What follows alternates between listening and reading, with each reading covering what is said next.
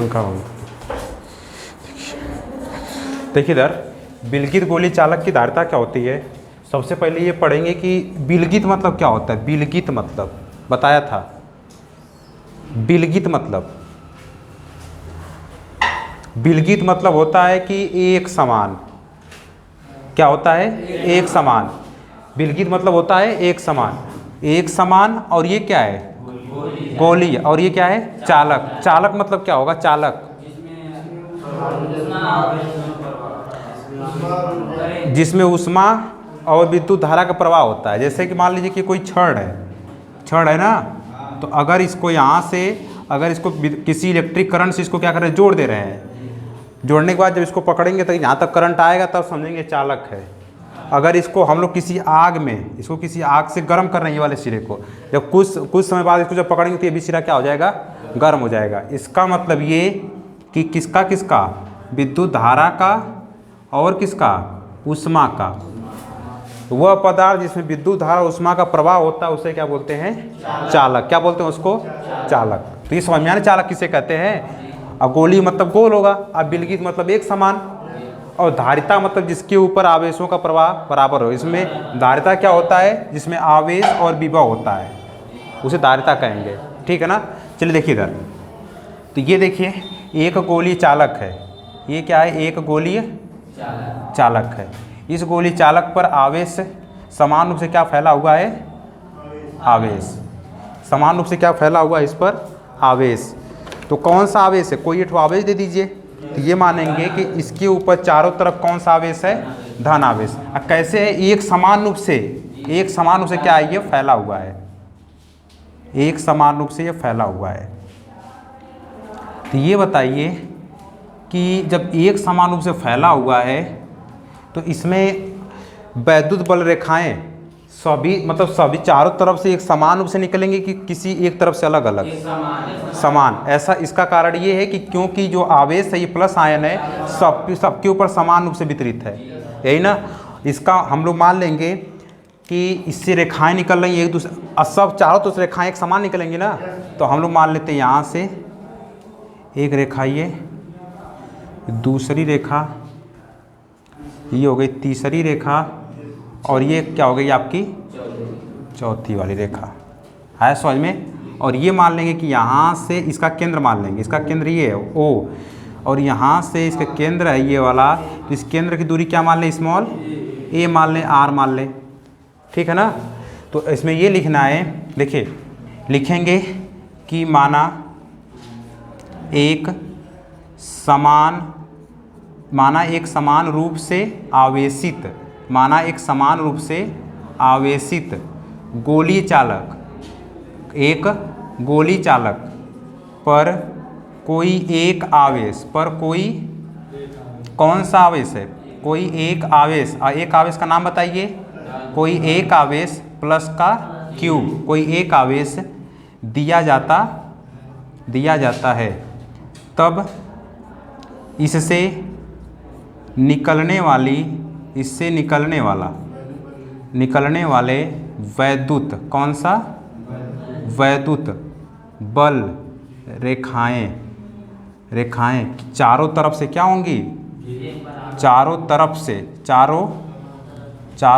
क्या होंगी? चारों तरफ से एक समान होंगी। चारों तरफ से क्या होंगी? एक समान होंगी। है समझ में। इसका केंद्र कितना है? इसका केंद्र O से a मीटर की दूरी पर क्या ज्ञात करना है?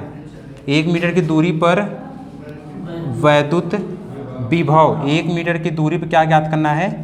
वैद्युत विभव V कितना होगा, इतना ज्ञात करना है। कितना होगा ये था। फिर सुनिए कि माना कोई एक समान रूप से आवेशित कोई गोली चालक जिस पर आवेश क्या है?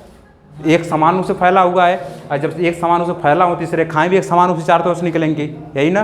फिर क्या है कि इसका केंद्र O से a मीटर दूरी पर क्या ज्ञात करना? वैद्युत विभव, मतलब इसके केंद्र पर यहाँ परिधि कितना है। तो इसके पहले मैं बता दिया हूँ सूत्र, और ये कितना होगा? यह परावैद्युतांक परावैद्युतांक, परावैद्युतांक मतलब के। अब परावैद्युतांक मतलब क्या मानेंगे, जैसे कि कांच हो गया, जल हो गया, तेल हो गया आदि। तेल हो गया, ठोल लिख लिया, मोम भी होता है, मोम आदि में कहीं भी इसको क्या है, ये स्थित है, आया समझ में, स्थित है। यानी कहाँ स्थित है, इसमें भी हो सकता है, कांच में भी हो सकता है, ठोर जोड़ लीजिए, हवा, वायु, कांच, यहाँ से जल, तेल, मोम आदि में क्या होगा, ये स्थित होगा, उपस्थित होगा। तब ये बताना है इसमें कि इसके केंद्र से यहाँ तक विभव कितना है। तो B बराबर सूत्र क्या होता है बताइए आप लोग। हाँ इधर देखिए, V बराबर सूत्र होता है 1/4 पाई एप्सिलॉन नॉट और K, और यहाँ से लिखेंगे, अब यहाँ पे आवेश कौन सा होगा, प्लस Q ना, तो यहाँ से लिखेंगे प्लस Q बटे यहाँ तक की दूरी कितना है, A हो जाएगा। इसको बना लेंगे समीकरण नंबर 1, या तो इसी तरह रख दीजिए, छोड़ दीजिए। ठीक, हमको ज्ञात करना क्या है, वैद्युत विभव कितना, वैद्युत विभव तो ज्ञात हो गया।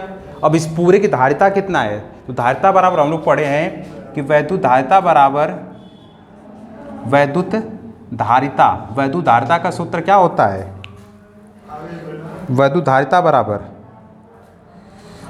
वैद्युत धारिता बराबर क्या हो जाएगा, वैद्युत धारिता C बराबर आवेश बटा विभव। ठीक, ये बताइए इसका Q का मान दिया है, यहाँ से Q का मान ये है, अब V का मान अभी हम लोग ज्ञात किए हैं, ये है ना पूरा V का मान, V का मान B की जगह पर रख दीजिए, रखेंगे ना, क्या होगा बताइए, 1/4 पाई एप्सिलॉन नॉट K और Q बटे A, फिर क्या होगा, Q से Q क्या होगा, खत्म हो जाएगा, तो अब ये पूरा ऊपर चला जाएगा, तो लिखेंगे ऊपर जाएगा तो 4 पाई एप्सिलॉन नॉट K और A, ये हो जाएगा। ये बताइए कि 4 लिखेंगे यहाँ पर, जहाँ पर 4 पाई एप्सिलॉन नॉट का मान कितना होगा, छोड़ दीजिए, इसका नहीं पता तो इसका मान पता है, 1/4 पाई एप्सिलॉन नॉट का मान, हाँ 9 × 10 की पावर 9। हम कहेंगे इसको उल्टा कर दीजिए, तो जब ये इसके बराबर में है, जब ये उल्टा हो तो ये तो उल्टा हो जाएगा, इसके नीचे कितना लिखा है, 1 लिखा है, इसको उल्टा कीजिए तो 4 पाई एप्सिलॉन नॉट बराबर हो जाएगा, इसको 1/9 × 10 की पावर, उल्टा करने के बाद यही होगा ना, तो इसका मान हमको पता है कितना यहाँ से होगा, 1, यहाँ से 1/9 × 10 की पावर 9 पता है ना। फिर इसके बाद K क्या है, यहाँ पर परावैद्युतांक है, परावैद्युतांक, और वायु के लिए परावैद्युतांक का मान कितना होता है, K का मान 1 होता है, और A क्या है, दूरी है, त्रिज्या है, आया समझ में। फिर सुनिए एक बार और बता दे रहा हूँ, माना एक समान रूप से आवेशित कोई गोलीय, यहाँ से गोलीय चालक छूट गया, चालक लिख लीजिए, गोली चालक पर कोई एक आवेश प्लस Q दिया जाता है, ये कौन चालक है, इसमें ये कैसा है, गोल है, गोल है, और इस पर क्या दिया जाता है, एक आवेश, वो आवेश कौन सा है, प्लस का, तो प्लस आवेश इसको दिया जाता है। ठीक, फिर इसके बाद तब इससे निकलने वाला कुल वैद्युत रेखाएं क्या होंगी, एक समान होंगी।